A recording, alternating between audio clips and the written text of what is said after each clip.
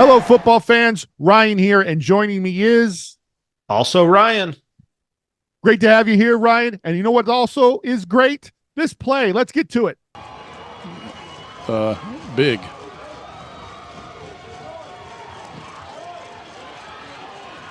Throws it downfield.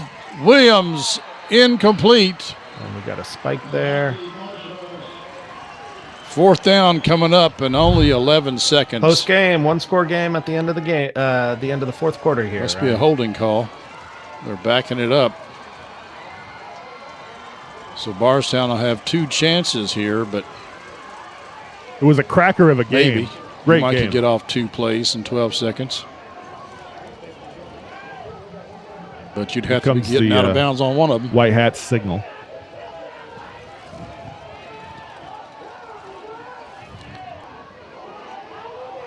They just kicked somebody out of the game. Sportsman. That's number 3. I think yeah, they kicked Williams and that out of the flap is unsportsmanlike. I had to ask some veterans about that.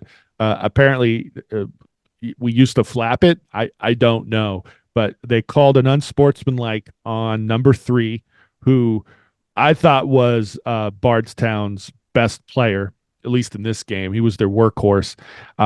He they have the crew flagged him for spiking the ball, and there he is walking off and throws his helmet. So what we have is a player frustrated that he didn't make the catch, and grabs the ball and throws it down, and they got him for a spike.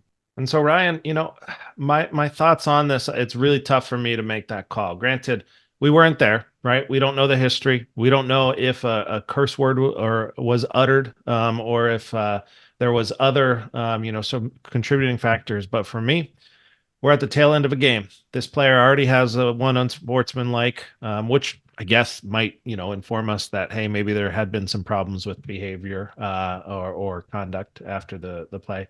But still, in a really close game like that, that type of spike, to me, doesn't raise to the level of an unsportsmanlike conduct penalty.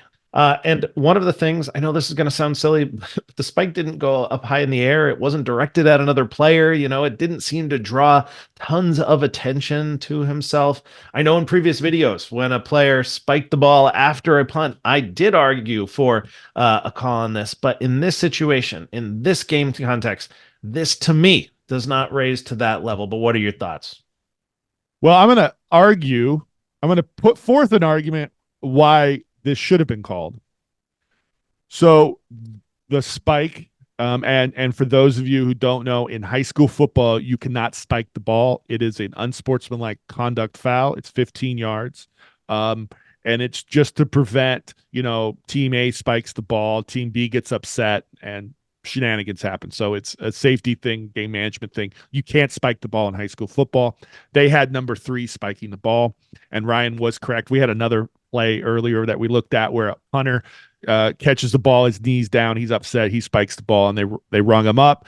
Ryan was kind of arguing for a foul. I was arguing against it, and now I'm going to put forth an argument why this foul was righteous, and that is, what if this kid scores the touchdown that brings them closer to tying the game, or the 2-point conversion, or the winning touchdown in overtime, and now the opponent's coach is like, hey, this kid should have been ejected. He clearly spiked the ball, and you let him in the game, and he came back and he beat us. And now you've just given fodder to your association to have to stand, or they can't stand up for you because they're, oh, yeah, you're right, he should have been ejected. So that is an argument for throwing a flag. It's not what I think should have happened, but that is an argument for it. Yeah, I would say, how much attention is being brought by this action, right? Because sometimes after a player might hold the ball and they might be frustrated. Maybe they dropped a pass and they might, sort of bang it on the ground. Now, it doesn't pop back up. It doesn't create a big production. They're just frustrated, and so they sort of bang it on the ground. I'm not going to call that, because they're frustrated. It's okay to, show emotion as long as it's shown in a respectful way. And in this situation, it just didn't seem like the action, although it was a spike by the sort of rule of the definition of a spike, which I'm not sure is in the rule book, but it probably met that definition. It just didn't bring the attention to the player. After the player did that, no one was looking around saying, "Ooh, that player did that. Look at them." They were instead saying, "Hey, there's 12 seconds to go in a one-score game. Let's go." And so I think that it differs between some other plays, like if after scoring a touchdown, because after scoring a touchdown, you spike, you're doing that so everybody pays more attention to you. This was more of an expression of frustration that I don't think brought attention to the player. And so to me, I'm not going to call it in that situation. I totally agree. I don't like this for a foul. Keep in mind, video of high school football is never conclusive. The kid may have shouted the F word at the top of his lungs. We don't know. We're assuming it was just the spike.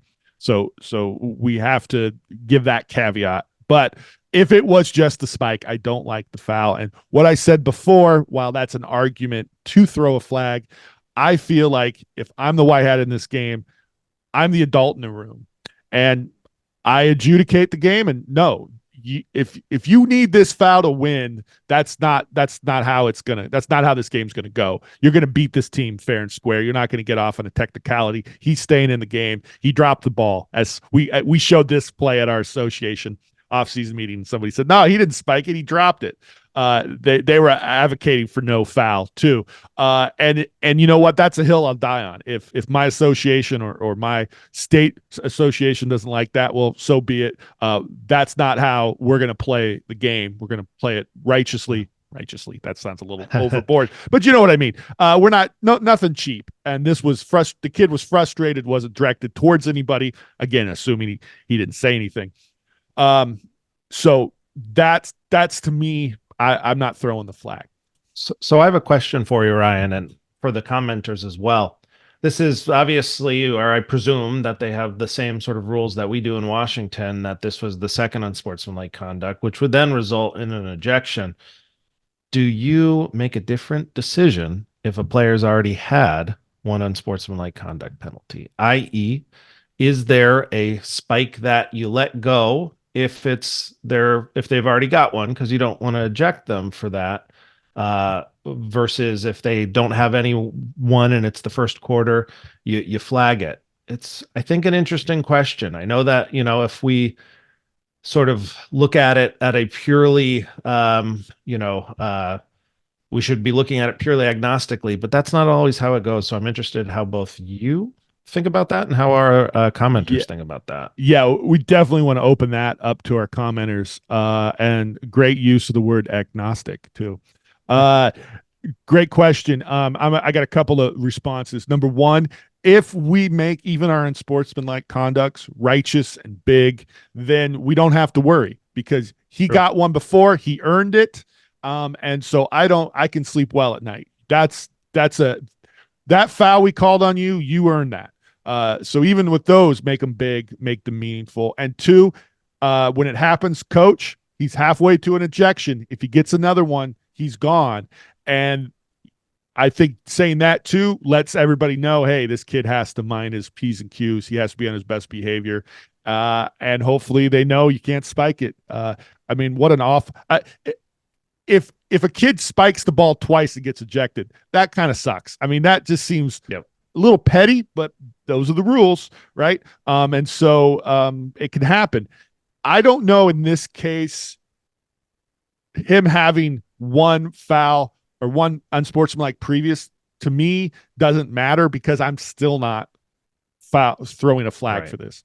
To me, this is just the kid was frustrated, took it out of himself. Maybe you say, hey, don't do this again or something. But I don't think it rises to the level of a foul. Yeah. Great answer. And it's interesting. Thanks. One in a row for me. Yeah. It's interesting because, sometimes the first unsportsmanlike may be more egregious. And then you're like, well, geez, I'm now ejecting them for something less egregious than what they did. But that is the rule. You can't just rack up unsportsmanlike. So, it's an interesting discussion. And, I'd love to hear what our commenters have to say and how they handle those situations in their associations. And I would love to hear if anybody has ejected a kid for 2 spikes or something, two kind of the sort of milk toast, unsportsmanlikes, I would be interesting. So please let us know your thoughts. Did you think this was a warranted unsportsmanlike? Do you agree with the Ryans that maybe we could have let this one go? Please put your comments in the comment section below. We want to hear from you. Please join the discussion. It's very important to us. Also, Ryan, thank you very much. We appreciate it.